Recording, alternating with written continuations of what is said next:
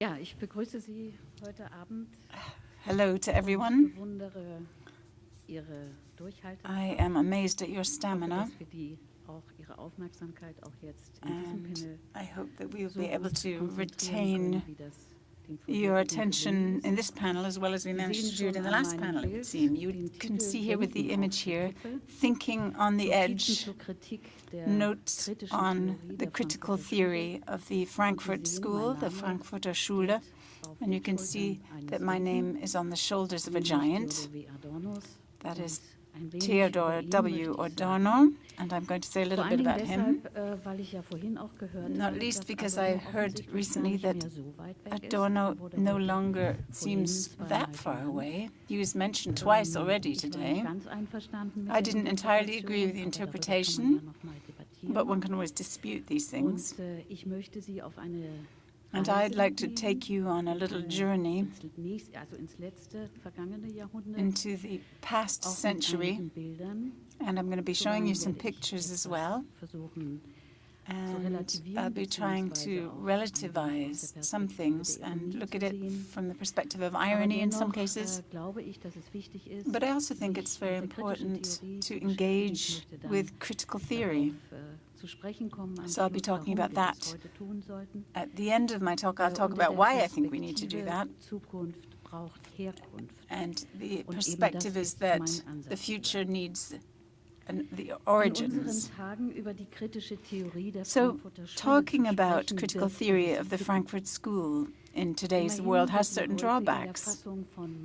Certainly, it seems to be the case that the version of Max Horkheimer and Theodor W. Adorno seems to be something among connoisseurs in small circles that is paid attention. So we need to go away and think about why it is that we are looking once again at critical theory in this particular point in time, and also look at how important it is in the context of this symposium.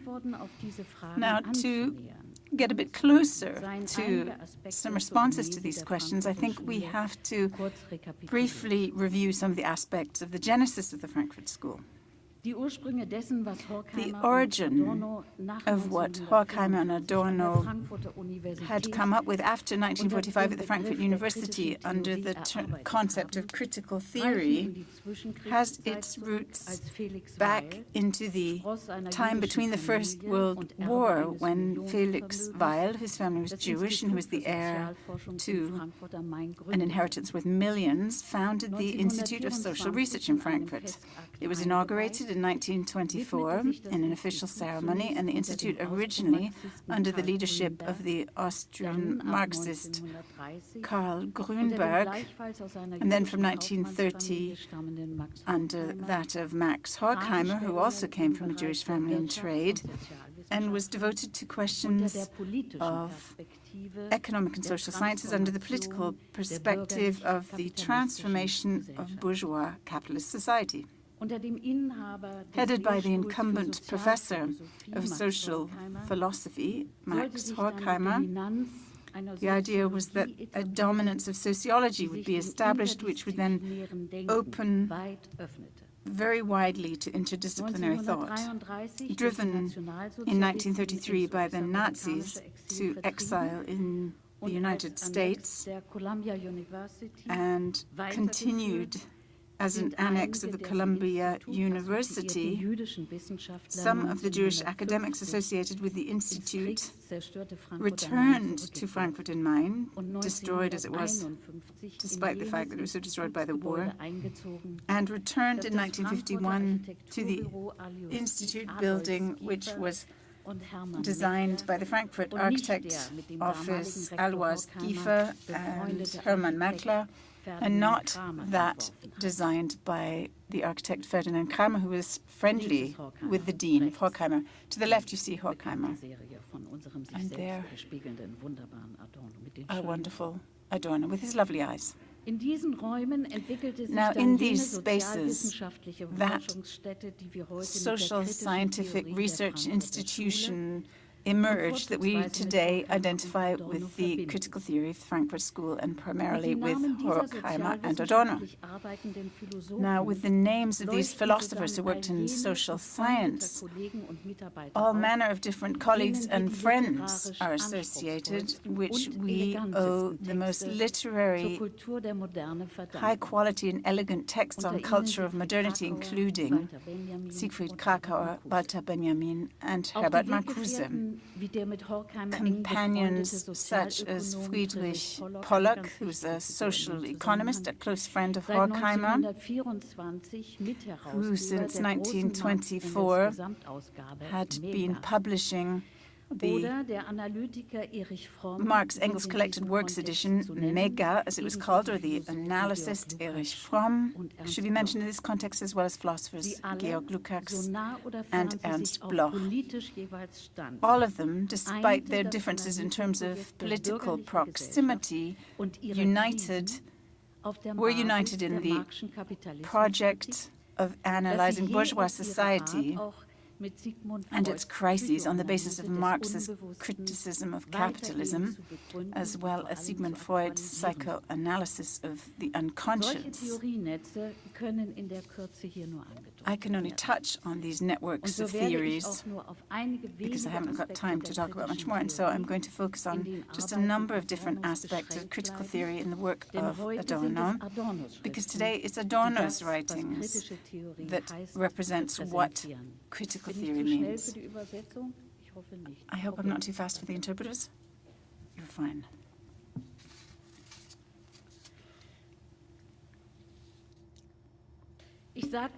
As I have already said, consulting Adorno's critical theoretical writings for issues regarding current, present-day social and cultural analyses would seem a little daring.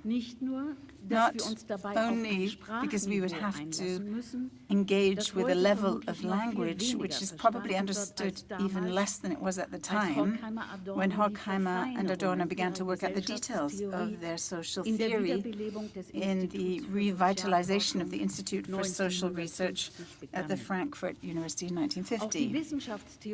And the academic theoretical relevance of critical theory has been disputed since the 1980s at the latest. It was the newspaper Neue Rundschau in 1997 that devoted one of its editions to the final swan song on the, quote, philosophical collection of fragments, unquote, of the dialectic of enlightenment entitled Splendor and Misery of a Book. Discredited as part of the postmodern debates of the 1980s, this piece of work, which had been written in the 1940s, was considered dubious, if not outdated. The first two sentences encountered outraged rejection, and I quote, "Enlightenment has always pursued the aim of removing people's fear and installing them as masters of their situation. But the completely enlightened earth radiates a triumphant calamity." End of quote.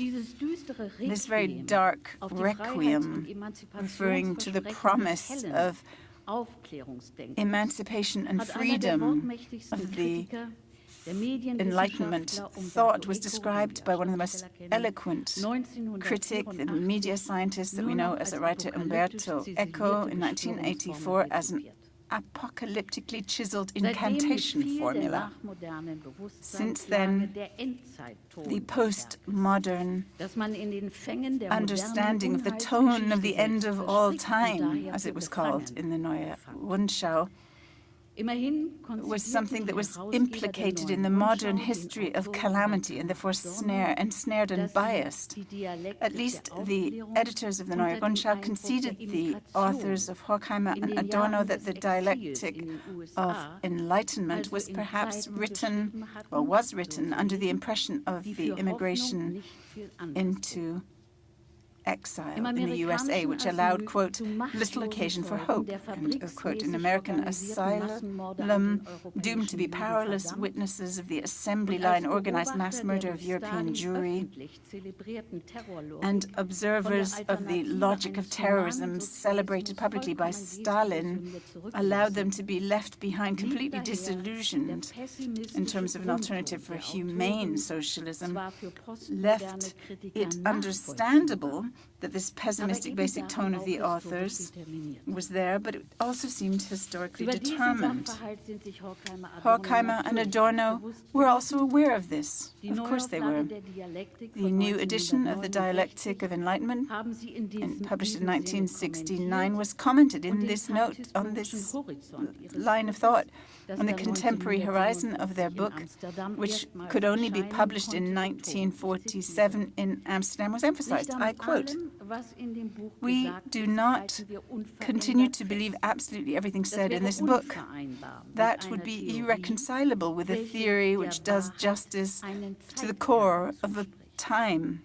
And there are a number of different places in which the formulation of reality of today's world is no longer appropriate." Horkheimer and Adorno write this.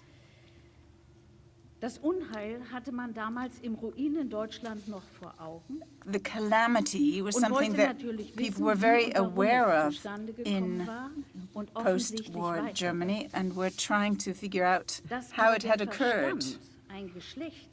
But the idea that reason had a gender was something they hadn't noticed before. But they did have a sense that there was a relationship of power here, one in which Horkheimer and Adorno incorporated in a chapter about the culture industry. Here one's blood could boil, they quoted, because they understood that their own everyday world was patriarchally dominated by the interest of profits. If you read, and I quote, "The urban development projects, which are supposed to perpetuate the individual as a homogeneous, independent creature in hygienic small flats, only all the more thoroughly subject them to its counterpart, the total power of the capital, das Kapital." A sentence like this explains what people sensed already, the promise of flourishing West German construction industry for an unproblematic, carefree life as a money machine.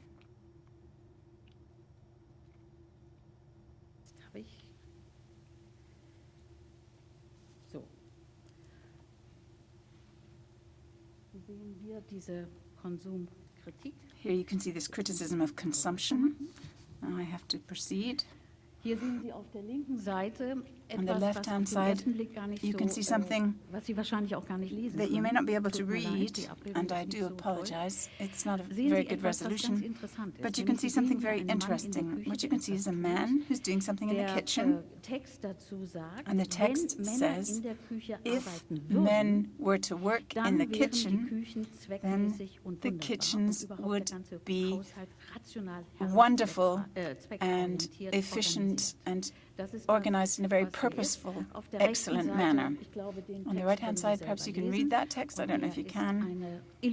And it is an illustration of what I would like to call the money machine. Advertising, in correspondence with this, presented a harmonious world in hygienically modern living rooms with absolutely happy housewives who washed the washing for their happy families in their small flats or in their bungalows and saved time by cooking convenience foods for their families until working reason came home in the form of their husbands. Of course, this patriarchal spatial policy between small apartments and everyday life at work had very little to do with the true lives of these women. Housework was carried out in a 6-day week after an 8-hour day in administration factories or architectural and engineers' offices, until in the 1960s there was the trade union campaign, Samstags gehört Vati mir, on Saturdays Papi belongs to me, which meant that Mummy had a day devoted entirely to housework. If you follow the arguments of the authors in this way, you have a certain amount of sympathy, and you can read their unmasking of capitalism that subsumed everything under profit, transforming everything into a culture of total homogeneity, at least in terms of what was happening architecturally and in terms of urban development, with increasing agreement. Culture destroys everything today with similarity, it says. And then these light monumental buildings that are shooting up everywhere represent the ingenious purposefulness of corporations that are dominating the state. Older buildings around these concrete centers suddenly seem like slums, and the new bungalows at the end of the city challenge you to throw them away after a brief period of use like empty food tins. And it's interesting, the historic cores in our cities became dilapidated. And it's interesting that bungalows such as you can see here were being demolished. You can see this between Frankfurt and Heidelberg very well.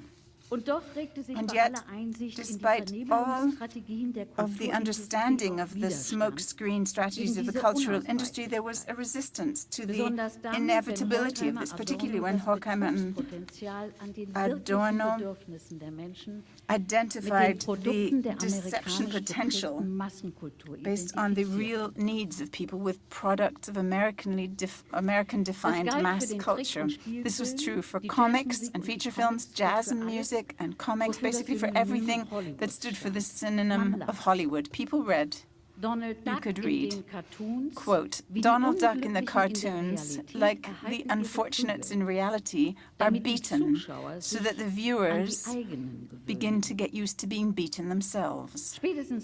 And in reading passages like this, the popularity began to falter, because how could Horkheimer and Adorno overlook the anarchic aspect of this unhappy figure of Donald Duck, who resisted the oppressively positive world, full populated with positive figures from the New World, and yet he resisted them. How, in addition to this, could they only see in Charlie Chaplin's clowning around a praxis field of, quote, pure nonsense, end of quote. And you could read, for example, in Henri Lefebvre's criticism of daily life about the, quote, wonderfully gifted barbarian Chaplin, who fought his duels with everyday things and thus made the nonsensical forms of bourgeois conventions ridiculous. Why were Orson Welles' films for Adorno just amuseware, which, as they conceded, at least gave housewives in the darkness of the cinema an uncontrolled asylum for a couple of hours? Gave here, even if in the deceptive world of appearance, a sense of another kind of life as opposed to the one that she was living, tacked it into a precarious rhythm of work.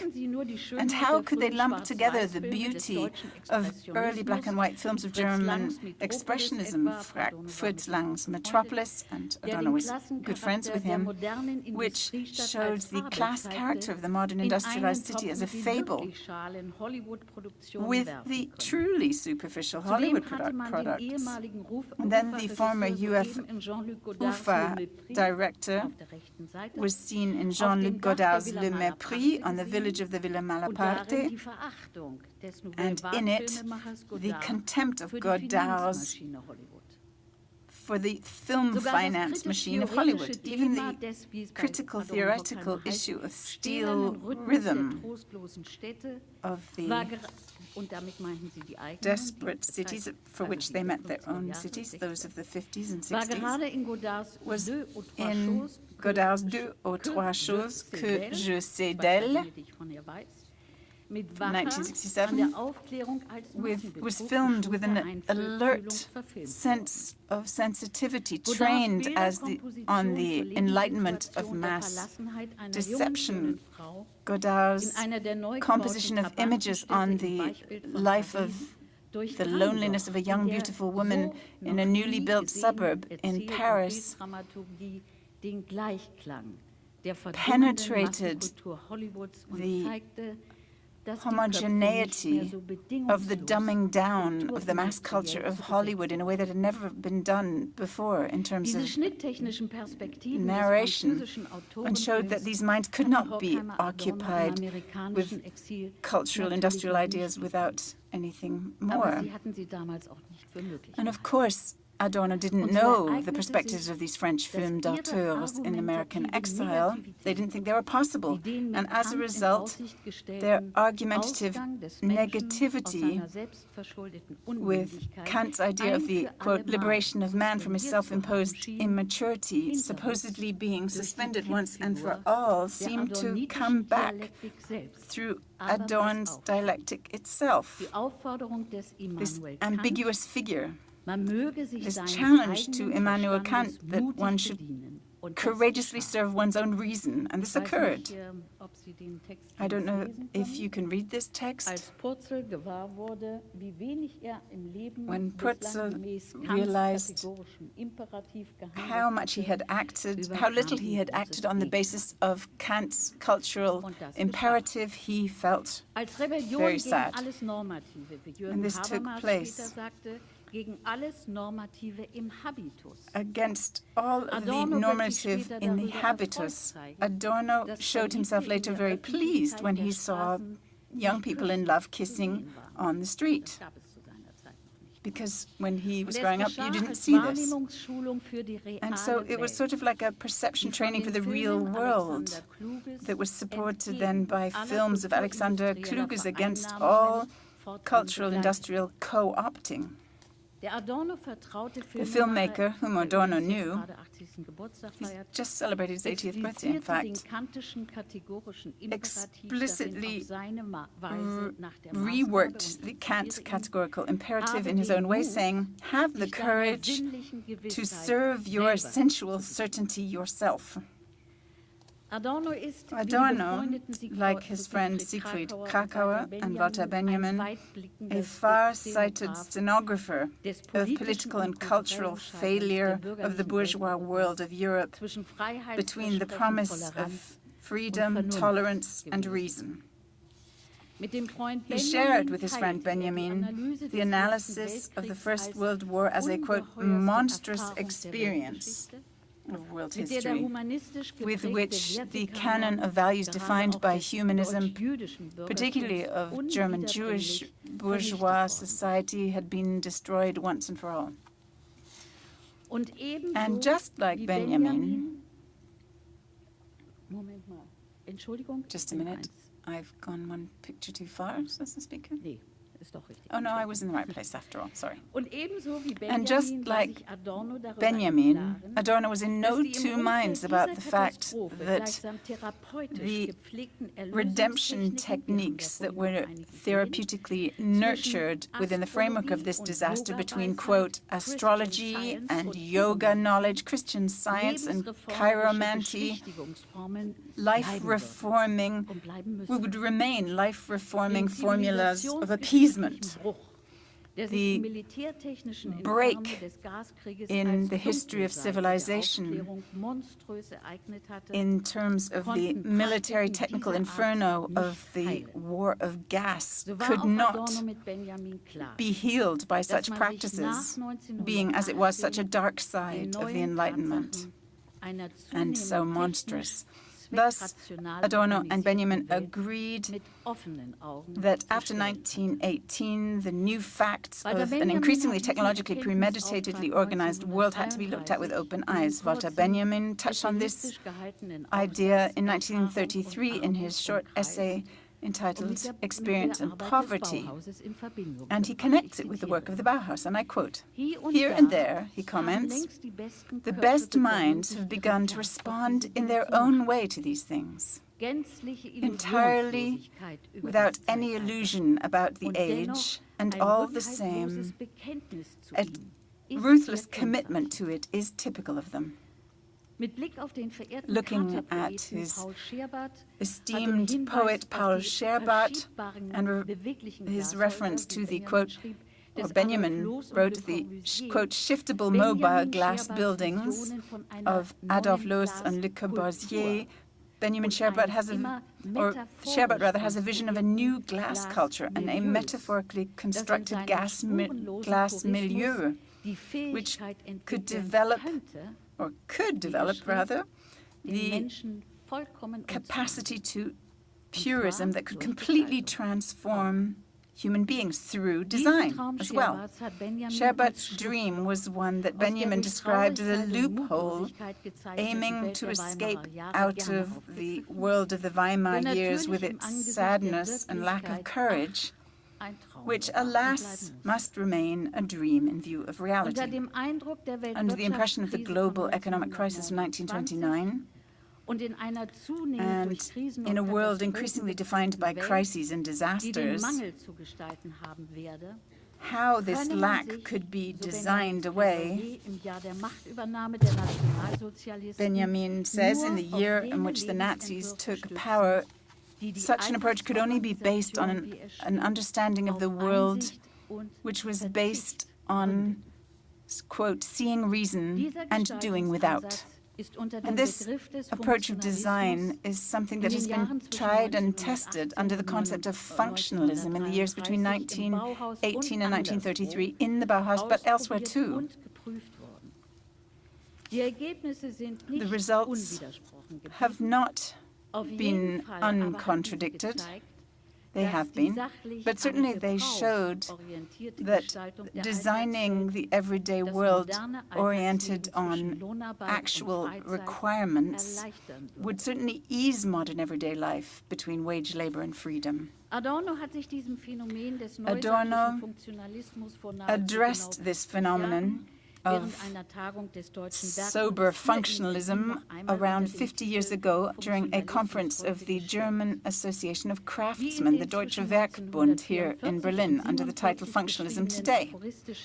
The aphoristic texts of Minima Moralia, written between 1944 and 1947, that have riveting descriptions of definitions of habitus, I think it needs to be reread again, as a specific form of everyday objects, is something that Adorno uses to focus on manifestations of modern lifestyles. But the questions of the Minima Moralia was retained. What happens if Sachlichkeit, or objectivity, sobriety, makes people treat one another like objects, like Sachen? What happens in societies in which the order of purposes rules and the use of everyday things is limited to just moving apparatuses?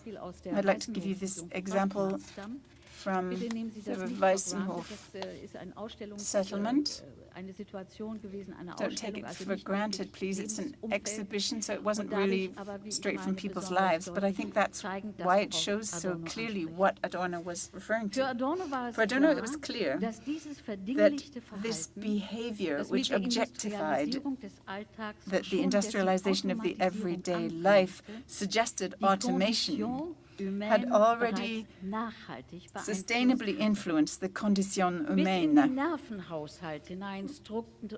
right into the nerve balance, the profane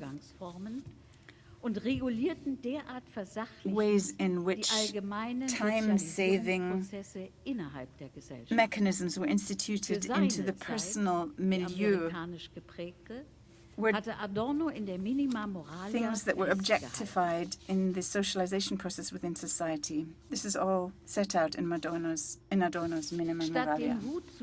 Instead of lifting your hat to somebody on the streets in America, you just said hello with a familiar indifference. And instead of writing proper letters, you sent one another inter-office communications. This is what Adorno writes.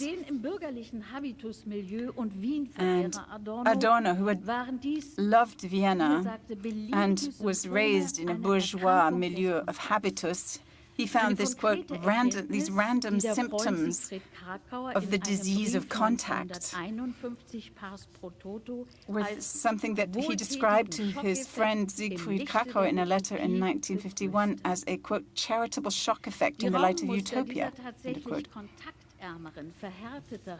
This lower contact world, this modern, harder world of life was something that Adorno identified quickly with the architecture of reconstruction, when the aim was to create large housing estates like technical objects, cementing over them like on an assembly line, and creating apartments as anonymous mass products for the market in accordance with Fordist approaches in a profitable manner. He saw this to begin with in Ernst May's Frankfurt house factory in the 1920s, but the passionate musician Adorno, who was always looking to Vienna to become a composer, wasn't very interested in this side of things. Ferdinand Kramer, one of the former worker of May's, who became the construction director of Johann Wolfgang von Goethe University, replaced the entry front of the main building in a functionalist way, and Adorno didn't like this. Adorno felt that Kramer's work showed he had a tendency to technocratic, bureaucratic functionalism that had lost a sensitivity for traditions that should be maintained. And to explain what functionality could cover, Adorno, in his talk, refers to the design concept of the Viennese Adolf Loos, which he locates somewhere between tradition and modernity, and reflected on the self-empowerment of the modern architect, which he encountered in Le Corbusier's book, My Work, published in 1960, which he studied properly. This commitment to art of the architect was something that he didn't think was really quite crucial, although Adorno has got he did see trends of the pure purpose fulfillment defined by Kant. Did it seem that this understanding of modern functionalism was suggesting architecture as a fait social?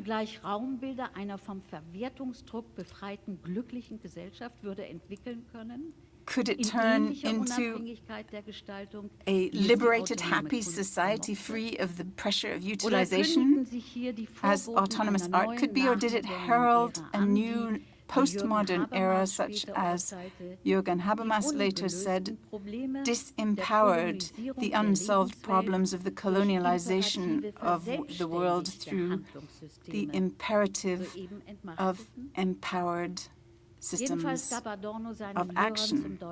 Certainly, Adorno gave his listeners from the German Association of Craftsmen one recommendation. He said, contrary to backlogged instincts of empirical subjects, which are still in today's society aspiring to happiness in all angles and all manner of Faust, functional architecture has a human potential. Humane architecture thinks people are better than they are. I'm going to wrap up soon. And in conclusion, I would like to refer to the labor of Prometheus of the conference subject, which is encapsulated in the question of can design change society, and touches on the possibilities of the future potential of creative design. I would like to answer it with a clear yes and no, a mixture of no and yes, yes or no, that can only lead to a clear answer once we're clear about what we mean by design, and what sort of a world, and where in this world, and what sort of a society our wish for change actually is positioned. If we look at our world in crisis, in change, under the influence of this thinking on the edge, it was a Jewish philosopher, Wilhelm Flusser, who in the 1990s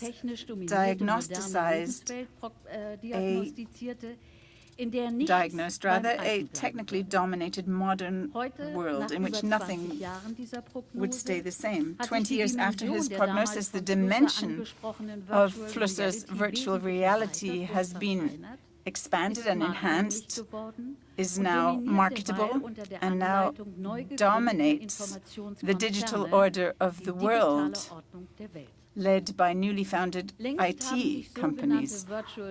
Virtual design processes have long become part of the production of things and in our everyday lives.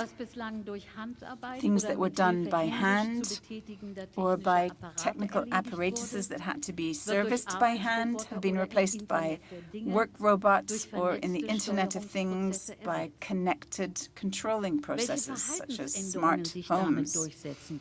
And what changes in our behavior can establish themselves can be seen through changed images of the body and modulations of the habitus, which are independent of the mechanics of motion of the human body and without looking at the spatial tangible reality linked to the way we move through space to virtual worlds. It seems to be that the time has come for a new existence of humankind,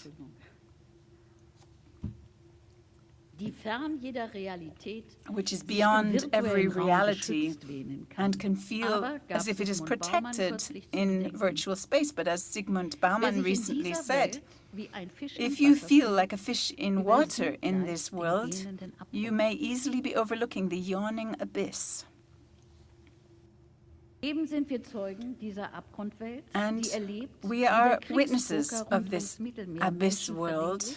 We see how people trying to cross the Mediterranean become like things that are a source of money, and if they survive, they're lucky. Just a few days ago, we heard that 71 refugees who were seeking asylum died in a truck in Vienna, a truck that ended up being an annihilation space on 4 wheels. As indescribable as this monstrosity is, later it is visualized, an abstract reconstruction of this space, which is that it's less than an A3 piece of paper for the tiny, fragile body of a man, as Benjamin described it. Reconstruct the brutal fact of this abyss world, because it doesn't perceive the state of things through cutting itself off visually, but rather through looking at reality. And as Alexander Kluge said, didn't he say one should courageously service one's sensual certainty? Let's sum up then. The analytics of critical theory has not been disposed by postmodern through fundamental criticism, just as the essential idea of the dialectic of enlightenment hasn't been. And we haven't really seen a refuting of the diagnosis of the economic coercion to similarity presented in the chapter of cultural industry either. What we are seeing in the redundant repertoire of retail chains in our inner cities, we're seeing undifferentiated simplicity more than it was ever there before. Here we see this featureless landscape. This is the building that you can see of the German intelligence service, the BND. So you can see this, quote, featureless landscape that Rem Koolhaas attacked with a pointed quill, and that in prime locations in the city, you're forced to earn money with such architecture. And in opposition to their redundant banality, we can see a spectacular computer-aided design architecture that can attract attention, and you can achieve the same economic profit with it. In this field, then, the star architect who walks on water celebrates prime high-yield location and is then celebrated in turn by the star philosopher and is lifted into the realm of the superhuman. But they, too, whether they mean to or not, are products of the gear train named the cultural industry.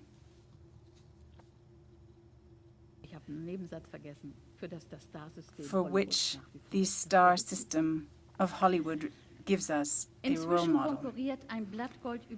A compact tower in Milan covered in gold leaf now competes with the Bilbao aesthetics of interrupting space under a skin of titanium, and both compete with one another in their effort to attract attention. You can read at the moment that gold is cheap. And why? Eyes who want to see could see. 30 years after the Dialectic of Enlightenment was published, Michel Foucault, as he emphasized from a position of fraternity towards the Frankfurt School, talked about the enlightening function of this critical theoretical school of thought.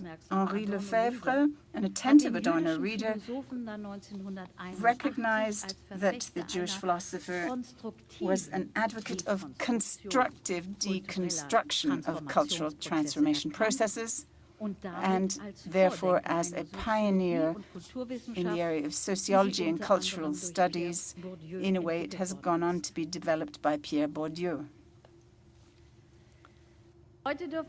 Today, we can count the new realists like Maurizio Ferraris, even if through their own obstinate positions puts them in the camp of the Enlightenment critics.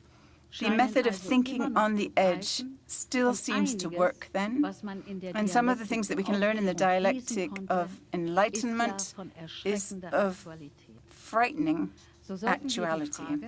Thus, the question of whether design can change the world needs to be turned on its head, and we need to go away and think long and hard as to whether society doesn't change design. Thank you.